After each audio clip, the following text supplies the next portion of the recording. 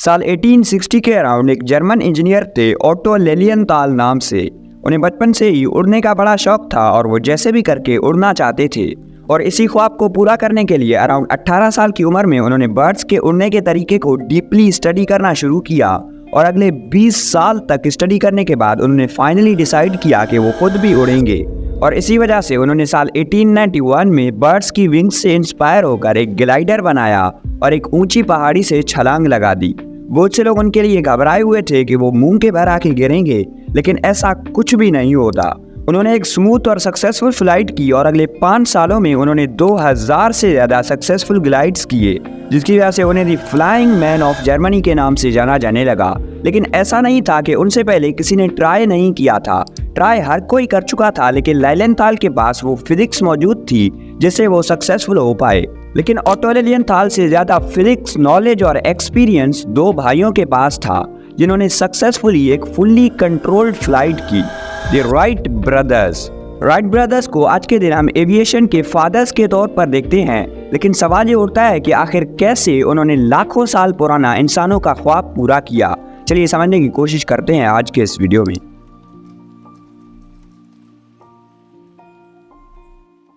Human flight एक ऐसी चीज़ है जिसके बारे में हम सब ने ड्रीम किया है, लेकिन आजकल इसके बारे में हम ज़्यादा नहीं सोचते क्योंकि आजकल एयरप्लेन्स बहुत कॉमन हो चुके हैं।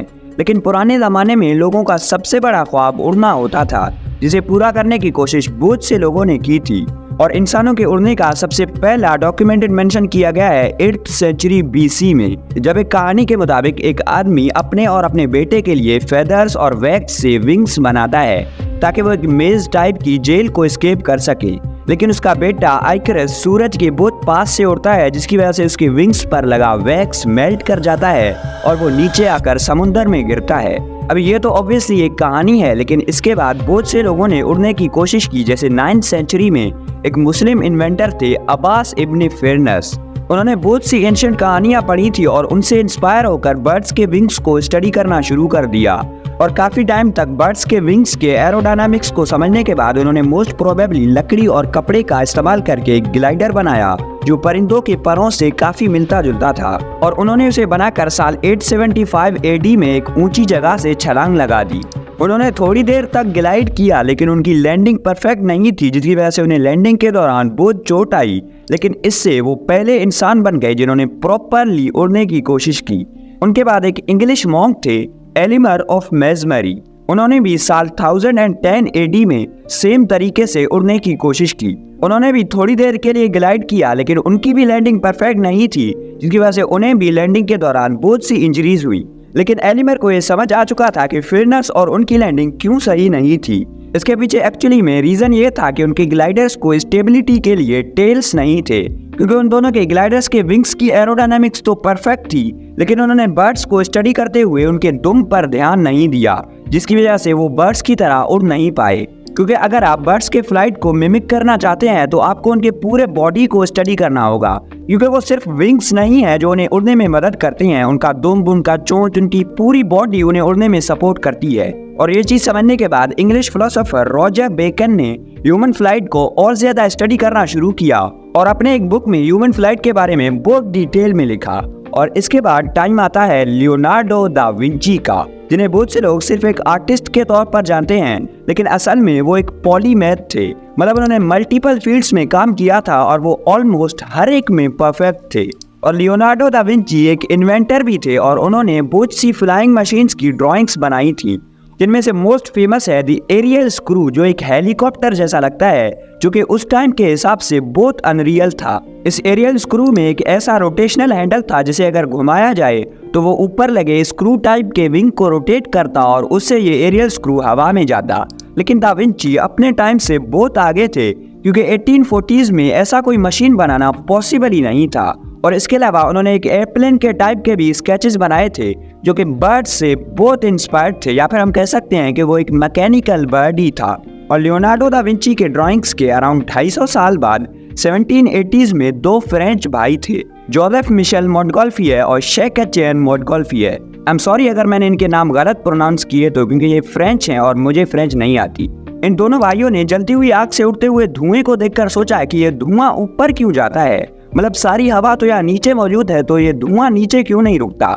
और इसका जवाब ढूंढते हुए उन्हें पता चला कि हवा की भी डेंसिटी होती है और गर्म हवा ठंडी हवा से कम डेंस होती है और इसीलिए गर्म हवा ठंडी हवा के ऊपर ही रहती है।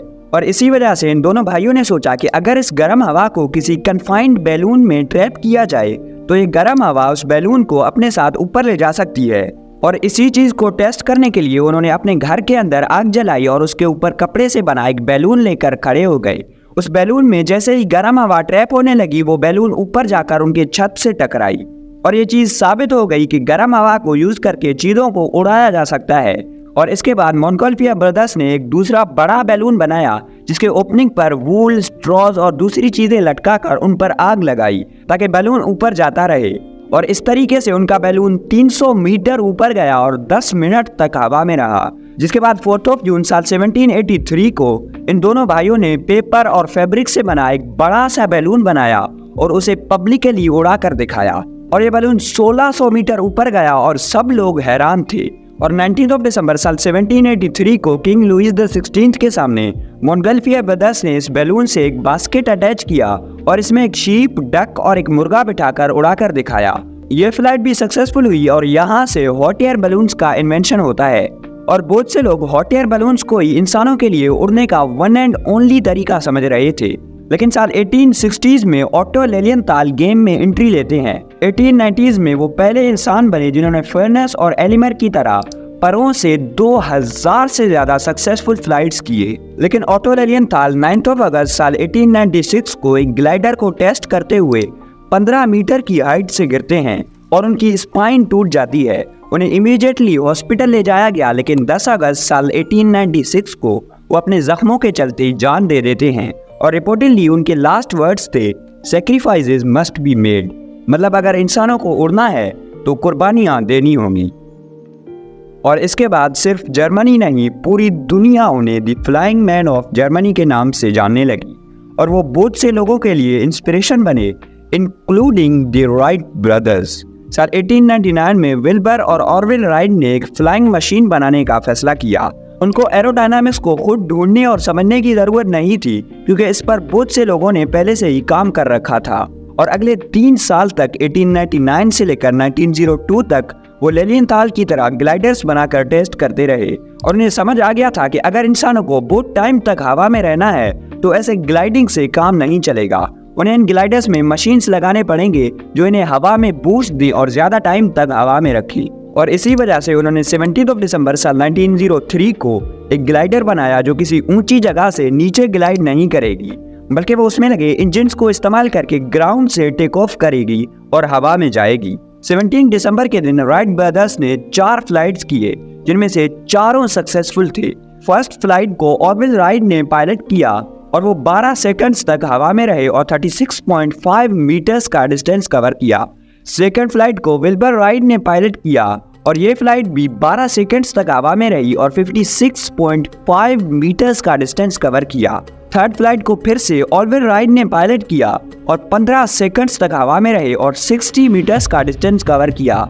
इसके बाद फोर्थ और लास्ट फ्लाइट को विल्बर राइट ने पायलट किया और 59 सेकंड तक हवा में रहे और 260 मीटर्स का डिस्टेंस कवर किया। राइट ब्रदर्स का ये फ्लाइट इतना रिमार्केबल था, लेकिन फिर भी इस फ्लाइट को यूएस में इतनी अटेंशन नहीं मिली। लेकिन 1908 में वो फ्रांस गए और वहाँ पर उनके इस इन्वेंशन को इतनी अटेंशन मिली कि वो वर्ल्ड सेलिब्रिटीज बन गए। और उसके बाद एविएशन इंडस्ट्री को ग्रो करने से कोई भी नहीं रोक सकता था और आज के दिन aviation industry multi trillion dollars industry है। लेकिन राइट ब्रदर्स ने सिर्फ एक एयरप्लेन नहीं बनाया था, उन्होंने इंसानों के हजारों साल पुराने ख्वाब को पूरा किया था। अगर आपको कोई कंफ्यूजन है तो आप मुझे कमेंट्स में बता सकते हैं। Thank you.